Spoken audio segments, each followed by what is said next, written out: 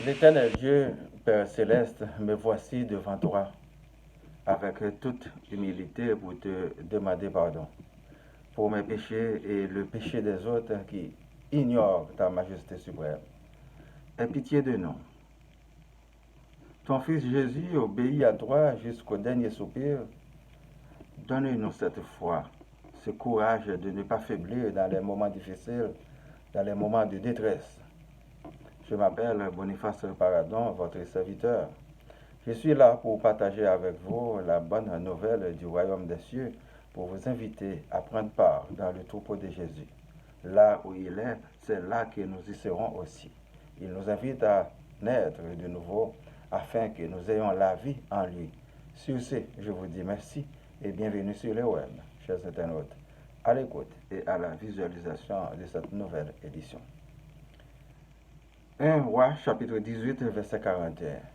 Et Élie dit à Achab,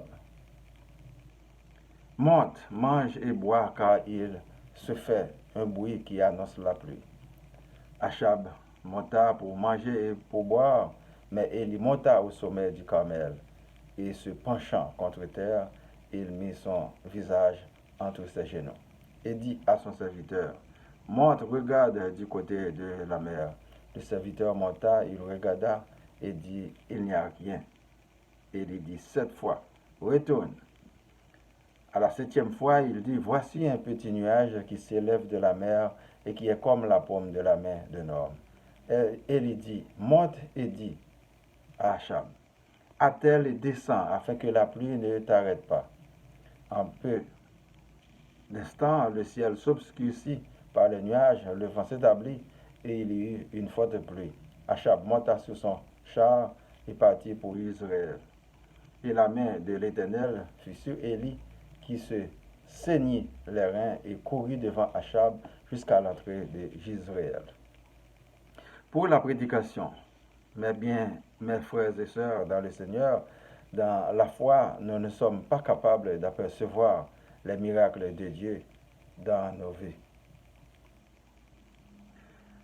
Sans la persévérance, le plan de Dieu ne peut réellement se réaliser dans nos vies, puisque nous comptons les heures, jour et nuit, pourtant le temps l'appartient entièrement. Il réalise, il exécute selon ce qui est bon pour nous et agréable pour sa gloire. Dans ce texte, l'auteur nous explique de quel pouvoir est doté un serviteur de Dieu et spécialement Élie le prophète. Il pria, il ne tomba plus de pluie, et il pria à nouveau, la pluie tomba. Il engagea un véritable combat avec le roi de l'époque du nom d'Achab, un homme fort et puissant, et sa femme portant le nom de Jézabel, qui ne porta pas son nom pour rien. Elle était aussi puissante que son mari.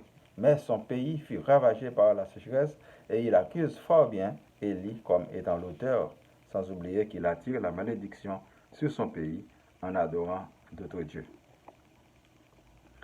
La main de l'Éternel est sur Élie. Il décida de mettre en échec les prophètes de Baal et les égorgea au torrent de Kizon.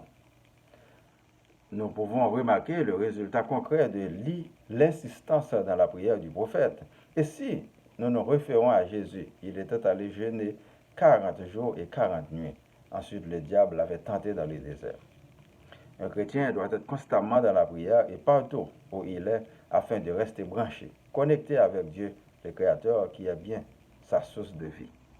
Est-ce que la prière nous empêche d'être tentés? Non. Mais Dieu nous en délivrera toujours, soit physiquement ou spirituellement, selon sa volonté pour sa gloire. Personne ne peut lui ordonner quoi faire. Il est l'amour même et souverain suprême.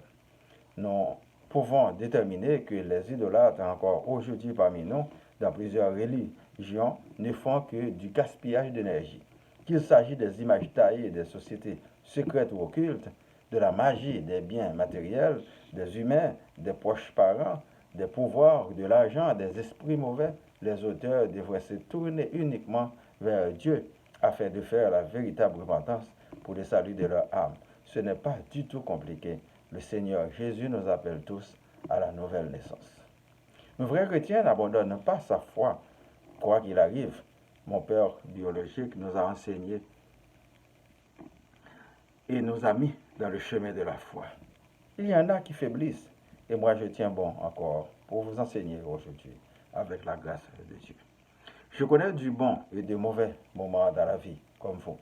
J'ai une croix, comme vous, à porter sur le dos. Que Jésus, par son expérience et par sa puissance, nous aide fidèlement à la porter avec beaucoup de bravoure. Nous sommes, en tant que chrétiens, certainement dans un combat perpétuel sur tous les angles, physiquement et spirituellement. Et nous constatons dans le monde, il y en a pas mal d'innovations, d'inventions, de transformations. Le mauvais usage de l'une ou de la somme peut être catastrophique.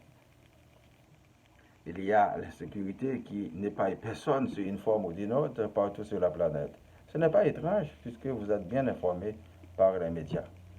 Même quand on est délivré d'un ennemi ou d'adversaire, le diable va prendre forme dans une autre personne. Alors le combat est beaucoup plus spirituel que charnel, mes bien-aimés. Faites confiance à Dieu en tout temps et à chaque occasion, afin qu'il exécute son plan divin en nous. Non pas notre volonté, mais sa volonté. La prière d'Élie a été exaucée. Il était de la même nature que nous. Aujourd'hui, nous sommes capables de produire, avec les nouvelles technologies, des merveilles si nos yeux sont ouverts et nécessairement si nous gardons notre foi en Dieu. Haïti, notre pays, est capable de s'en sortir si nous gardons notre foi en Dieu seul, si nous agissons sans hypocrisie pour faire la promotion de la justice et nationaliser l'éducation. Ainsi, nous obtiendrons un meilleur résultat pour les prochaines générations.